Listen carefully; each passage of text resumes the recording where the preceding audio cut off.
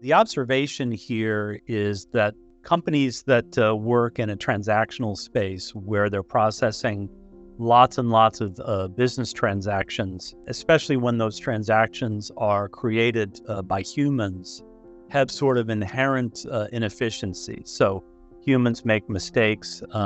They enter incorrect data in a transaction. They might duplicate a transaction. And, the thesis here is that if you use AI and machine learning, and you basically analyze a whole data set of known transactions from the past, it's actually fairly easy to identify where you probably have a duplicate transaction, or you probably have an erroneous transaction. So one of the examples that I like to use is, if I have a mom and pop diner, in a neighborhood in Pittsburgh, that typically orders, 5 cases of napkins, every month. And all of a sudden a request comes in for, 555 cases of napkins.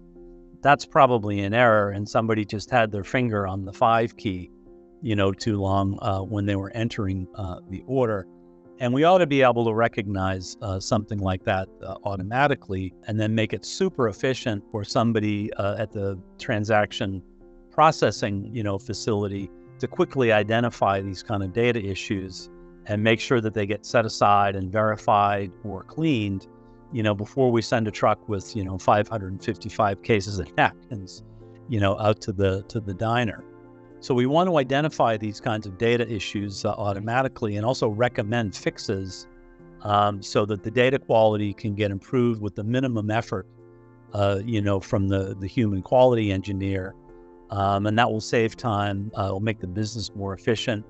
And it will also, over time, create better predictive modeling. So if you put DQE in place, you can actually, start to anticipate, hey, how many, napkins are we, likely to ship, next month.